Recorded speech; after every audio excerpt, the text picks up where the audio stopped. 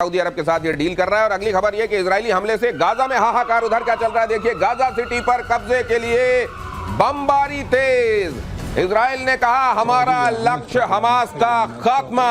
Israeli सेना ने दिया लोगों को अल्टीमेटम, गाजा छोड़ने के लिए 48 घंटे का समय। और कहा जा रहा है कि 13वीं सदी की यहां पर एक इबादत गाह भी थी, उसको भी प्लेन कर दिया है इजराइल। देखिए अभी वहां पर ग्राउंड एक्शन शुरू हुए हैं। इसके पहले 48 घंटे हो चुके हैं और वहां से 10 लाख लोग थे, 4 लाख तो भाग ही गए, अलम आवासी कैंप में चले गए। उन्होंने अल्टीमेटम दिया है कि ये 6 लाख भी आप निकलो, नहीं तो एक्शन होगा। देखिए सबसे बड़ी बात क्या हो रही है, जो आप बम मारते हैं और आपका एक कोई स्ट्रक्चर गिर जाता है और उसके नीचे गैप्स होता है, उसको बंकर बना लेते हैं, तो उस पर फिर से मारना पड़ता है। आदि आपको उसको गिराना है तो उस जगह को, उस खंडहर को कोई यूज ना करे एज ए बंकर। और ये बंकर की यूज कर रहे हैं और कहते हैं 20,000 बना लिया, उससे कुछ नहीं फर्क पड़ता है। मेरा तो ये मानना है कुछ दिन चलेगी, इनको छोड़ना ही पड़ेगा। Gaza they have decided it, 48 hours हो चुके हैं।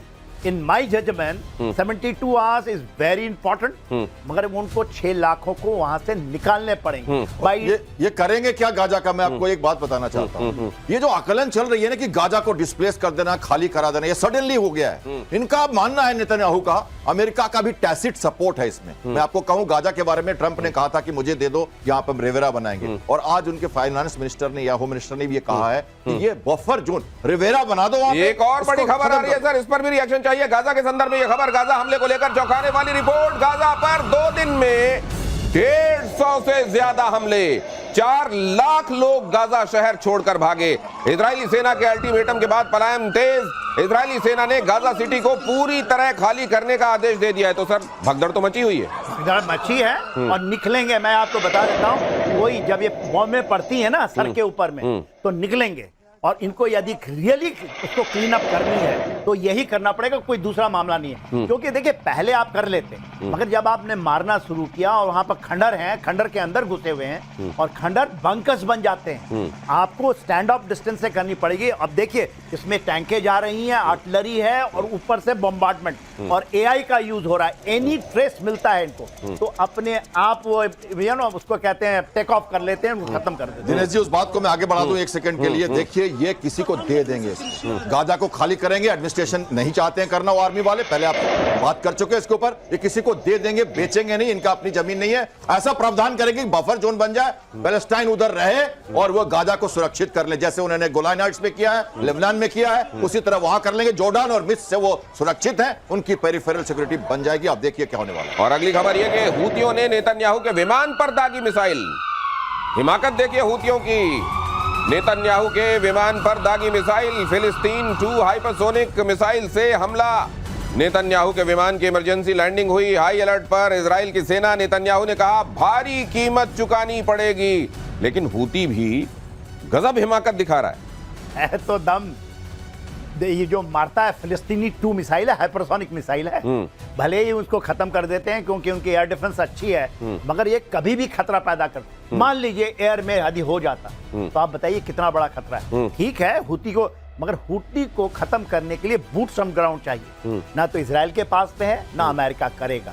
तो ये तो जिंदा रहेगी। ये जो मेरा अनुसार है, आउट ऑफ जितना भी है पाकिस्तान को छोड़ करके हूती जो है, क्योंकि वहां पर आपको इतना 3 लाख लोग हैं जो यंगर हैं और सबने हाथ उठा लिया। इतनी बड़ी फौज, 3 लाख की फौज बनाई है। तो ये एयर डिफेंस से पॉइंट से समझ लीजिए, हाइपरसोनिक मिसाइल है, ये क्रूज मिसाइल है, सरफेस टू सरफेस मिसाइल है। तो ये एयरक्राफ्ट के अगेंस्ट नहीं मारा गया था, लेकिन हाँ एयर डिफेंस सिस्टम जब एक्टिवेट होगा इजराइल का और प्रधानमंत्री हवा में रहेंगे तो उनकी विमान को अपने ही बुलेट से खतरा हो जाएगा। तो इसलिए उसको इमरजेंसी लैंडिंग करानी पड़ी। ये सामयिक जरूर बात थी, उसी समय हुआ, पर ये अपने लिए उन्होंने लैंड करा लिया, क्योंकि उनको डिफेंस करने में उनके अपने जो एमिनेशन छोड़े जाएंगे वो पेनिट्रेट कर सकते थे। तो ये इस बात पे हम कह सकते हैं, ये एक तरह से 2 and 2 टुगेदर कह रहे हैं उसकी तरह से। राइट। और इधर क्या हो रहा है दूसरे वॉर फ्रंट पर? यूक्रेन पर रूस ने किया भीषण हमला। यूक्रेन पर रूस ने भीषण हमला किया।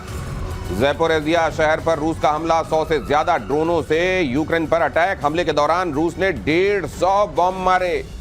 अमेरिका ने किया यूक्रेन को हथियार देने का फैसला। ट्रंप प्रशासन ने आर्म डिलीवरी को मंजूरी दी। $50 करोड़ के 2 शिपमेंट को मंजूरी। तो वो लोग जो समझ रहे थे कि अमेरिका अब यहाँ अपने नोबेल पीस को इंश्योर करने के लिए यहाँ वाकई कुछ करा देगा, कोई चमत्कार करा देगा, देखिए जरा क्या चल रहा है। और यही कहा जाता है अमेरिका के संदर्भ में कि जहां जहां चरण पड़े इनके, वहां शांति तो फिर दिखाई नहीं देती। ये तो और खतरनाक होता जा रहा है मामला। देखिए, ये बात तो आप मान रहे हैं, अभी परसों भी आपने कहा था उनके रिफाइनरी पर अटैक किया, उसके पहले 800 से ड्रोन से इसने किया, पोलैंड के सीमा तक चले गए। मैंने कहा था आग हो न हो चिंगारी जलती रहने चाहिए, क्योंकि ये मारपीट चलती रहेगी, लंबी लड़ाई है। जब तक ये जमीर की लड़ाई है, जब तक वो घुटने पे आएंगे नहीं, तब तक ये चलती रहेगी। तो इस कारण से ये अटैक तो हो रहा है। और प्रधानमंत्री से बात कर ली उन्होंने, हमारे प्रधानमंत्री को भी विशेष दे दिया और कहा कि आप हमारी लड़ाई रोक रहे हो। पुतिन ने भी हमारे प्रधानमंत्री से बात कर लिया। जेलेंस्की हमको भी अब कह रहे हैं कि आप भी हमको सहयोग नहीं दे रहे टैरिफ वॉर में। ठीक किया आपके पास पाकिस्तान ने, अपने अमेरिका ने। लेकिन इन सब से हो क्या रहा है? रशिया जो चाह रहा है वो चलता जा रहा है। जब तक जेलेंस्की नहीं समझ जाएंगे अपनी बातों को, अपने बल पे लड़ना शुरू नहीं करेंगे, अपने देश के बारे में नहीं सोचेंगे और समझौते में नहीं आएंगे, तब तक ये वॉर नहीं रुकेगा, ये ड्रोन अटैक चलते रहेगा। और रूस ने दुनिया को परमाणु ताकत दिखाई। अगली खबर, रूस बेलारूस का संयुक्त युद्धाभ्यास, जिसके बारे में हमने आपको पहले भी बताया था। ज़ैपैड 2025 बेलारूस के मिन्स्क में यह सैन्य अभ्यास चल रहा है। परमाणु हथियारों के साथ रूस का युद्धाभ्यास। आर्मी यूनिफॉर्म में शामिल हुए प्रेसिडेंट पुतिन भी। भारत भी ज़ैपैड युद्धाभ्यास में शामिल हुआ। सर, यहां से क्या क्या मायने निकल रहे हैं?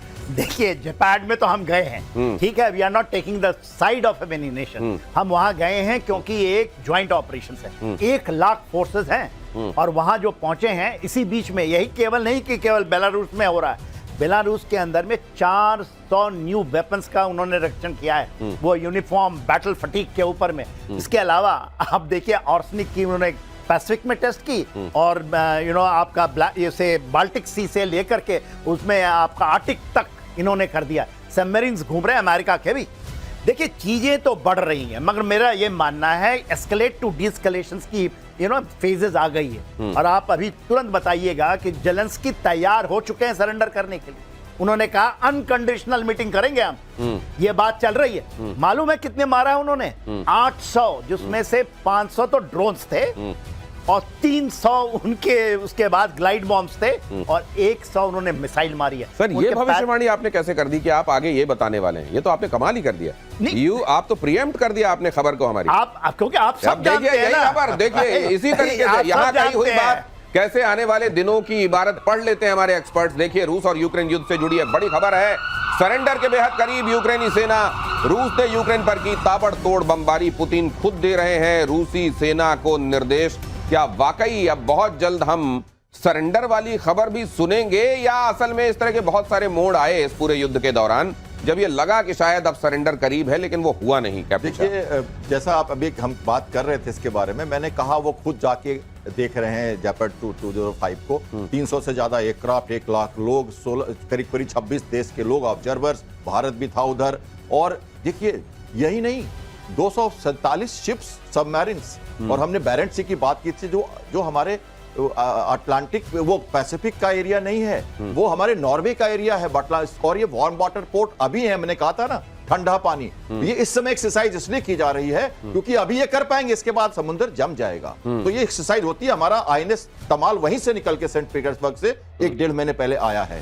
तो ये एरिया वहां सेंसिटिव है। बाल्टिक और कलिनिंग्राड की बात हमने की थी। बेलारूस को अब वो यूनियन स्टेट बोलते हैं उसको। दर्शकों को यह बताना है, वो बेलारूस और रशिया को मिला के एक नाम दिया है उन्होंने, उसका नाम रखा है यूनियन स्टेट। अब वो इससे साथ। For more of such videos, do like, share and subscribe to ET Now Swadesh.